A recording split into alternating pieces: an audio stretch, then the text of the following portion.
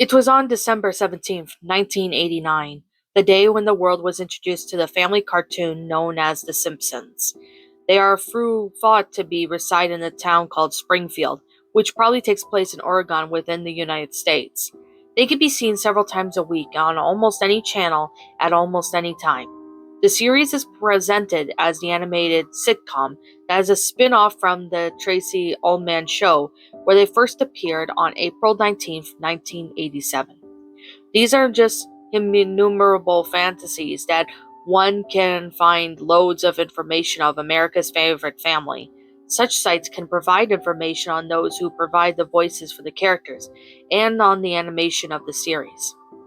I intended to show that there is a big cover up concerning the people of Springfield and especially of the Simpson family.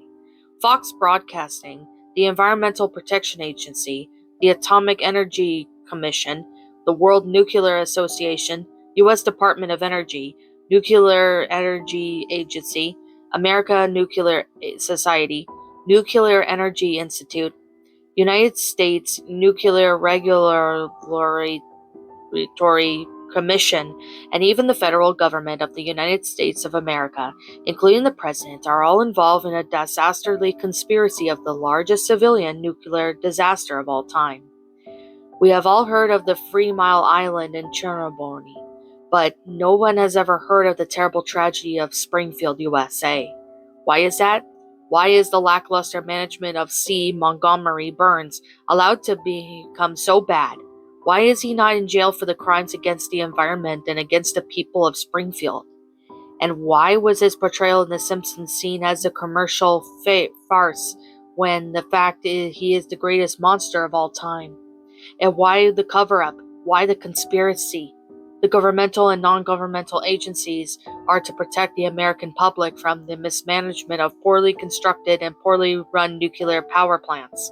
Yet the people of the American and even the world must suffer from the poisons that spew from Springfield. Why has nothing been done about this? Is this one of those too big to fail things? Could the exposure of Springfield's nuclear disaster cause so many people to be negatively affected and that their own careers will be ruined? The cover up is real. There are real lives affected here, and people suffering and have suffered needlessly. And the best way to hide something is to put it in plain sight. By showing The Simpsons as an animated sitcom and pretending that they're figments of Matt Groening's imagination. The lie that is in The Simpsons can be hidden from the truth. The truth is that not an animated series like we were led to believe. The truth is that it's a reality show featuring the lives of real people in a real town suffering from the effects of the real environmental disaster. The lies will be known for what they are. The main intention of this site to show that people of Springfield are real people. I intended to provide the evidence of their possible deaths from radiation poisoning. I intend to show that the first season was in fact the final season of The Simpsons. I will show all the events of this show that happened in the span of only 1 year, and I will prove you that there are many more people who are trying to hide the truth of a huge disaster that has taken place in the United States of America. There is an appreciable speculation on when this series was first recorded and was hampered by this lack of events or dates that were mentioned that only show specific times and dates within these series. There are clues, but those clues are few and far between. To start off, there must be some assumptions that must be made. These assumptions include that season 1 is the final season of The Simpsons and not the first as it widely portrayed. That The Simpsons on The Simpsons shorts are Tracy Ullman's show, with the one fact being the same. The cast of The Simpsons never appeared to age. That term, animation, that is used to describe The Simpsons is an eternal deception. That the different appearances of Springfield residents are seen in The Simpsons shorts and season 1 of The Simpsons are not the result of the animators not setting on a certain style, but the fact evidence of widespread drastic diseases that the people have contracted through radiation exposure and throughout their other toxic environmental factors. That the content never ever recorded for The Simpsons was done well before April 1987, the date of when the Simpsons family first appears on America TV for the first time on the Tracy Ullman Show. That the use of the voice actors like Dan Castellaneta, Julie Carver, Nancy Cartwright, Yeardley Smith, Harry Shearer, Hank Arza, and multitudes more. It's just a scheme to add layers to the Simpsons conspiracy and make it difficult to expose the truth. The conspiracy known as the position, and yet choose to remain oblivious to this plight of the Springfield citizenry. Krusty has a heart attack in 1986, Tracy Ullman-style Simpsons. It was on April 5th, 1987, and that 20th Century Fox Television that The Tracy Ullman Show was made its debut on American TV. In this new series that premiered, we're introduced to the Simpsons family in the segments called the Simpsons Shorts. The appearance of the Simpsons is compared to that of a poorly drawn animation. Later in 1989, these Simpsons people got their own television series named after them called The Simpsons. It becomes discernible that the appearance of this family is considerably different. Some say that a larger budget allows for better animation techniques, but I say otherwise. In episode 12, Krusty is arrested and the news article featured the day before his trial. We see the footage of a heart attack that Krusty experienced in 1986. This is proof of the apparent that Springfielders were around and reflectively healthier than they would less be than a year later. The footage as seen may not have been captured by a Fox cameraman, but it's still compelling evidence that the condition of the people in 1986 and then their condition seen in the Simpsons shorts in 1987. As I have known season 1, these people are suffering from innumerable diseases. I can point out easily to the source of this epidemic into the leaking radiation of Springfield nuclear. It is that this radiation not only affects the people, but also affects the environment. Within several episodes of the first season alone, we see uncensored images of environmental damage. In episode 2, we see a plant that starts off as green, and then later seen changes as orange. It is in episode 4 that there's a spooky orange sky during daytime. This cannot be attributed as the sunset, as it's still too early in the day for such an event. We are also shown a landscape violated with toxins that soil is miscarried but burns constantly. Again in episode 5, we see a skyscape that was out of the ordinary. Normal blue in one direction, an ominous red-orange color. Episode 7 shows off the colors of leaves as the Simpsons trek through the forest. Radioactive materials released once only into the environment can do many strange and not so wonderful things. In order for Fox Broadcasting to explain the odd-looking people and scenery, they came up with the story that it was widely and easily accepted. Fox announced that this is the animated series. We are to believe that some guy sat at a table and drew each and every frame of The Simpsons? I think not. These people we see on The Simpsons are evidently real flesh and blood people. An animator just cannot add too much detail to the show simply with a pencil. We see signs and symptoms of diseases and subtle nuisances of pollution's effect on the people and the places of Springfield. Not even the most dedicated animator with the obsessive attention to detail can come up with this much information in every single frame of The Simpsons. This points to the reality of the series, The Simpsons, and the real people who happen to live in a nuclear-tainted location. To say that the suffering of their bodies is comedical farce and is an animated cartoon insulting. To say that it's an animator's style that will explain the weird sky and odd land is a travesty. Yet most of the world swallowed by this hook, line, and sinker. Fox had to come up with something to explain the odd situation of Springfield. This was the first lie in the vast cover-up of the people and places that are seen on The Simpsons. But why do they do this in the first place? If they said the truth is that the real show is real people, then people would cause an outcry on their huge nuclear disaster that happened, and it's happening in Springfield and the surrounding communities.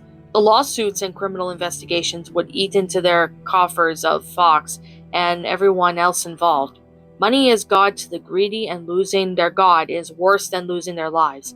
So it's in human nature that these evil, greedy people would find themselves starting to cover up the devastation of Springfield and its residents. On the season 1 page lists a myriad of diseases that the residents of Springfield have. Diseases that go untreated get worse with time, and this is clearly perceptible in the affected citizens. It is easy to get an idea of the time sequence of The Simpsons by looking at the progression of the diseases. Since diseases always conclude with the death of the individual and their progression into a state of inferior health, we can see that the timeline of this series, recording the people of themselves on the Tracy Ullman show. The Simpsons are seen on their final days as cancer and other wasting diseases taking their toll. In season 1 of The Simpsons, we see throughout the season variety stages of decline in each and every episode. It is conclusive that the order of the episodes on season 1 are not shown in sequence. It is because of their extremely poor health on the Tracy Ullman show and the news about Blurt Krusty's heart attack in 1986 that we must conclude that the entire series was recorded about a year's time. In 1986, Krusty appears normal. By the time he appears in the Tracy Ullman show, he and the others are severely dire in state of health. In the later seasons, the Simpsons and the other members of Springfield are only at the beginning stages of their decline in health. They suffer from a jaundice and goiter, and even been this look that dominated in the seasons 2 and up. I will call this normal for a lack of better term. This decreasing health of Springfield is the reason why The Simpsons short were aired before The Simpsons and why the last week's Springfield is called Season 1, despite patent evidence to show that it was the end of them. Since it was determined beforehand to use the excuse of poor animation to cover up the state of health, simply showing the series that would draw attention to the conspiracy that they are trying to hide. Who can they show a chronologically accurate timeline and hide the failing health of its cast? Why is that Tracy Ullman came first, using the excuse of poor animation, which is not because it's a reality show with real people, not hand-drawn like the ones we led to believe. They covered up the disease issue. Then they used the final weeks of Springfield they created for season 1 of The Simpsons. Season 2 appears to be a few weeks before season 1, and the rest of the seasons are shown to be in no particular order. So it is in fact that we are seeing the lives of The Simpsons and the lives of Springfield backwards. Season 1 is really the last season of The Simpsons. Maggie is never the aging baby. The smoking gun to this argument of all this recorded in a short period of time is the never-aging baby Maggie Simpson. We also see Bart and Lisa and every other child in Springfield, always remaining the same grade and never appearing to grow at all. It is Maggie's lack of physical development that needs explanation. It is easy to pass off Lisa and the others since they are older. Development slows down a lot after they age too. Maggie is under age 2, and yet she seems stagnant in growth, even though the town is strife with disease and those diseases can stunt the growth of children. These children will learn to walk, talk, and still show some growth. Maggie is almost none of that. In the 2 decades of watching Maggie, she has yet to say her first sentence. She has yet to walk completely, and this with her siblings, and we see that there is something amiss. The Simpsons had to be recorded in a time peculiar a year or less. A fake person, if you check here, you will see the list of voice actors. This is the list of people who have lent their voices to the people of Springfield. How they come across voice actors needed for the show is that about living people. Living people have their own voices, and voice actors are not needed. Point taken. But let me remind you that there is a conspiracy involving the ever-popular series The Simpsons. What do Uncle Ben, Aunt Jeminy, Minna, and Betty Crocker all have in common? Nothing, because they do not exist. These people are the creation of the marketing team for their respective companies. They never existed in any shape or form. They are simply a friendly face of the company they represent. Nothing more. I could say the same about Dan Castellantina, Julie Carvener, Nancy Cartwright, Yardley Smith, Harry Shearer, and Hank Azaria. But who are those people? Are they in fact real? Are they the product of a marketing team? Or is it possible that they're all real living people who have been paid to provide a face for the product? Bill Cosby is a real person who is the face of Jello, yet he was not involved in Jello or in its manufacture. Here, the voice actors did some, just a product of conspiracy. Of course, they are real people in the first place. Arnold Strong. So, what about this guest stars from the show? The Simpsons is credited with having the most guest appearances than any other show. Many living and famous people will always attest that they provide their own voices for some of the Springfield characters. This is probably one of the easier encounter arguments to refute. Arnold Schwarzenegger appeared in Hercules in New York, and if you haven't ever seen this horrid movie, you will not notice that Arnold provides the body and as it's someone else's voice. The Simpsons have become quite popular, and many celebrities want to be associated with them. Since it was easy to replace the voice of Arnold Schwarzenegger, it is easy to replace the voice of a Springfield person. Considering the amount of content that is seen in The Simpsons, it must be not a hard job to find a suitable person that could fill in a celebrity. Why is there a cover up in the first place? What can there be more motives for lying to the people of the world, who are all involved in this conspiracy? In the next section, I will attempt to explain some of the most possible reasons and motives for this abominable trickery. Evil Mr. Burns in Springfield citizenry.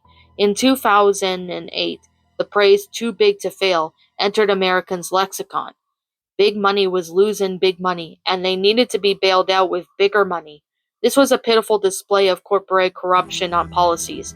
Billions of dollars were given to billion-dollar companies so they could buy new toys. Truly a sickening development in the American politics and businesses.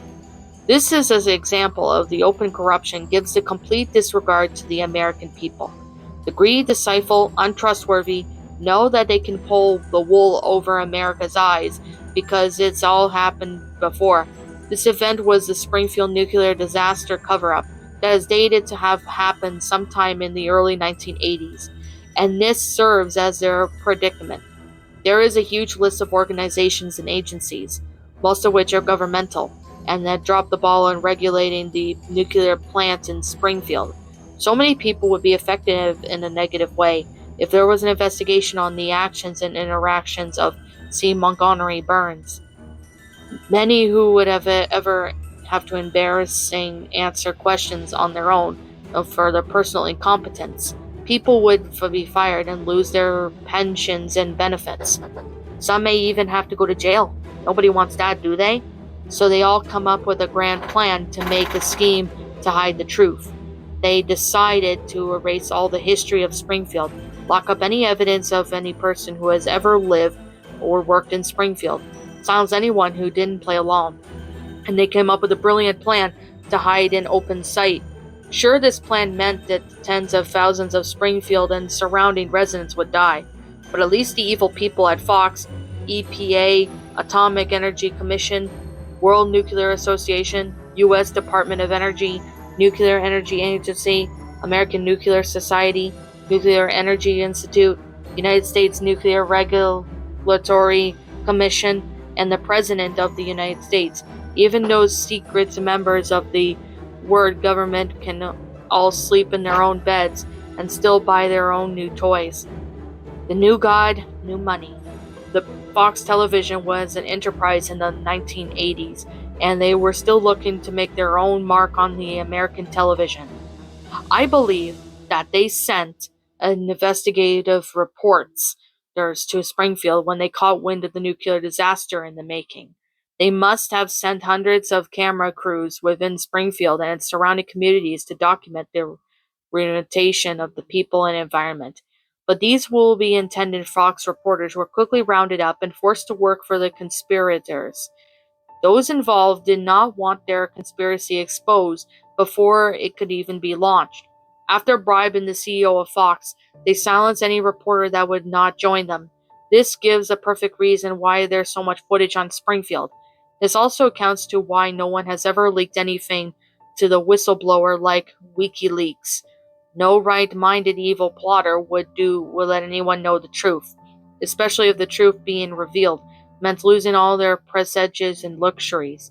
And now with Fox siding with the conspirators, new and visited massive of media franchises at their disposal, with Fox making and editing the Springfield footage, lies about the suffering of people could be created. Radiation's effect on the film and the videotape could be said to be creative a new way of animation. The grotesque appearance and the obvious signs of disease can once again be animator styling, showing Springfield as a disaster that would also hide the disaster. Weekly and even daily showings of The Simpsons would brainwash the public into believing that Springfield does not exist and never has existed. When Fox came aboard, this was a great advance to the plot that the evildoers employ. They could now be planning and hiding the truth in sight of the world, and no one would ever find out. But they didn't figure that I, Stacey Reed of Canada, would see them for who they are. For any evil organization, money is king. The promise of a new wealth and a great motivator for those unrighteous hooligans, as a threat of fines, jail, and exposure are all the reason to lie, cheat, steal, and even murder. For them to brush aside with all the people of Springfield and watch them die is nothing more serious than swatting an annoying mosquito. If it's too big to fail, it is even the death of tens, thousands is enough to stop it or even slow it down. The corpses of the dead did not even act like a speed bump on the greedy pursuit of wealth and luxury. In the episode 9, there is an odd scene in Wormhole that shows Marge's fantasy on cheating on Homer with some guy named Jock. It is not possible to record someone's thoughts.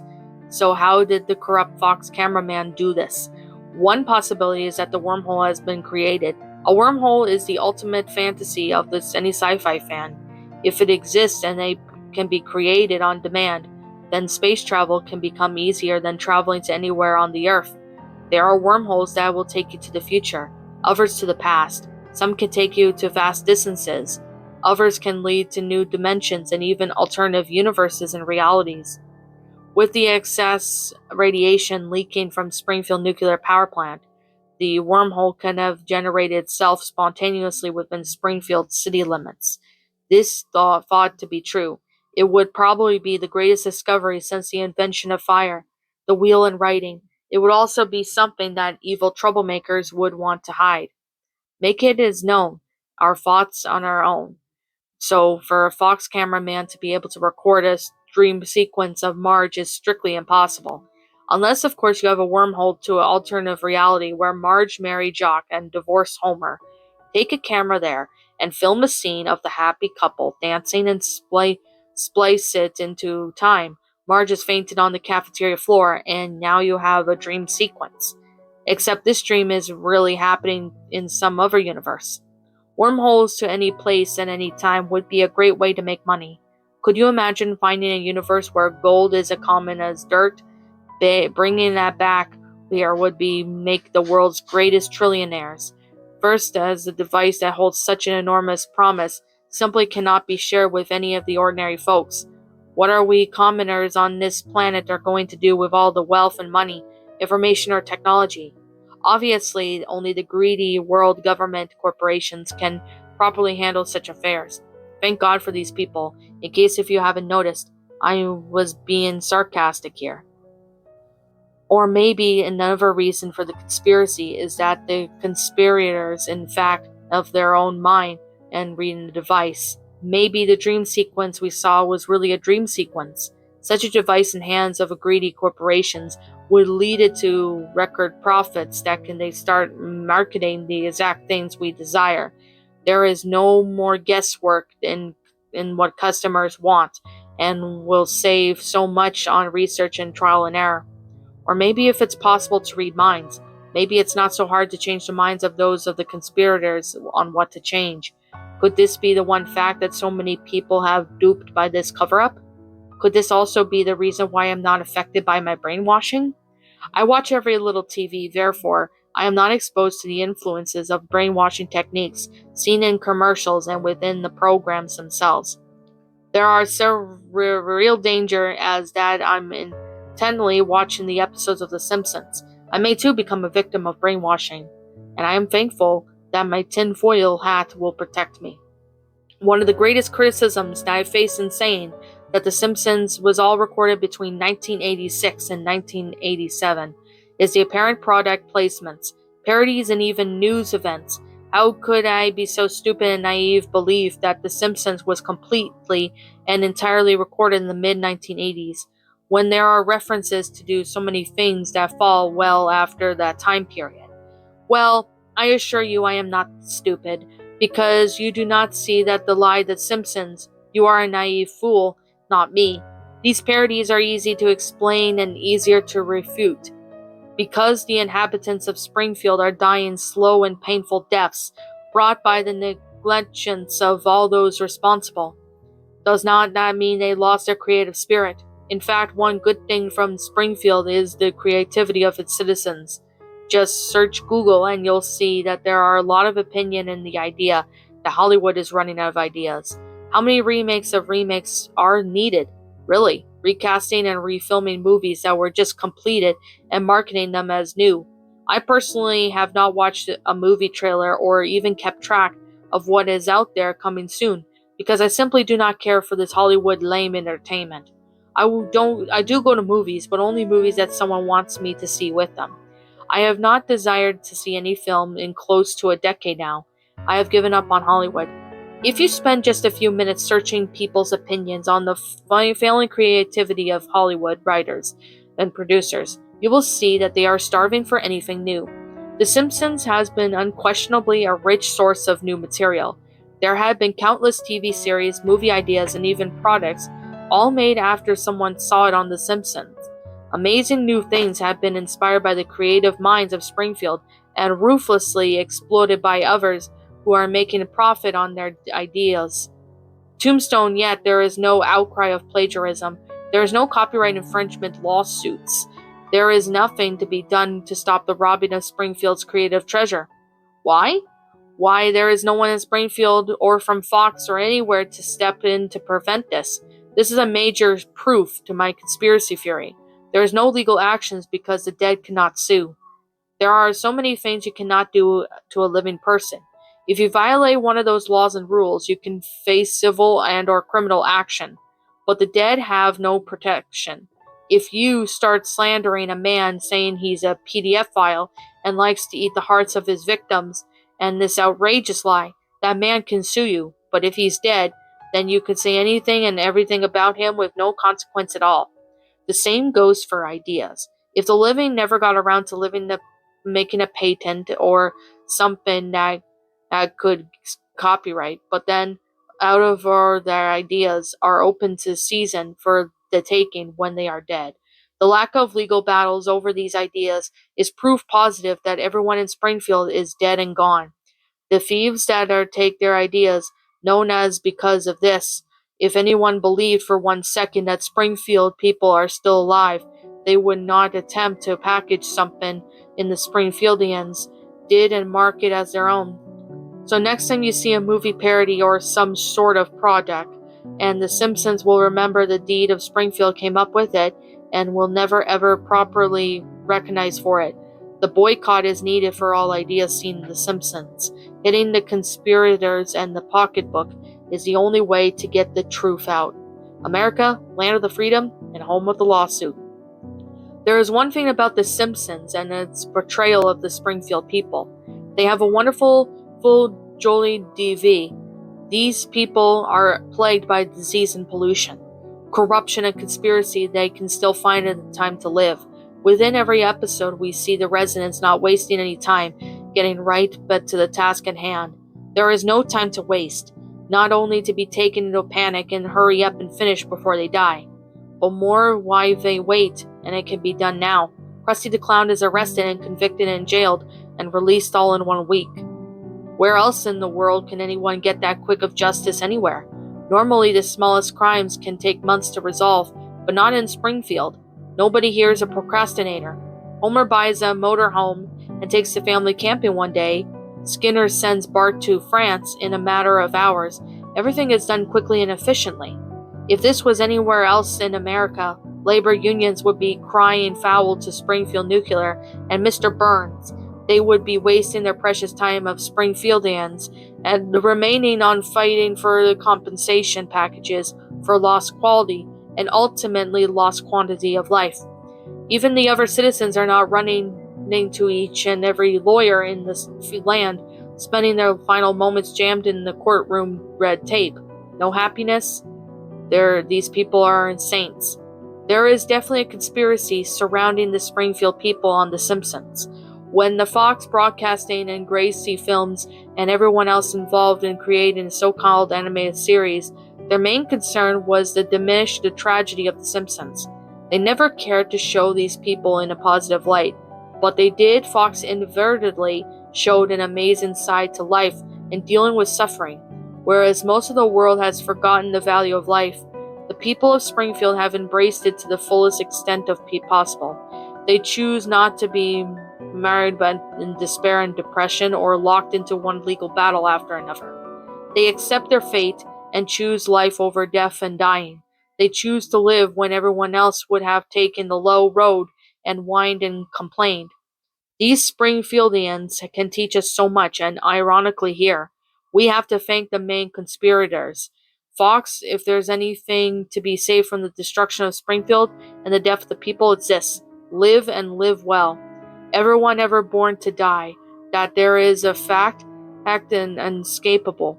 We must accept it and take this precious gift that we have been given and use it for all it can offer us. Let us not waste our time on what ifs and what nots. Let our time be here shining example for all that we can be.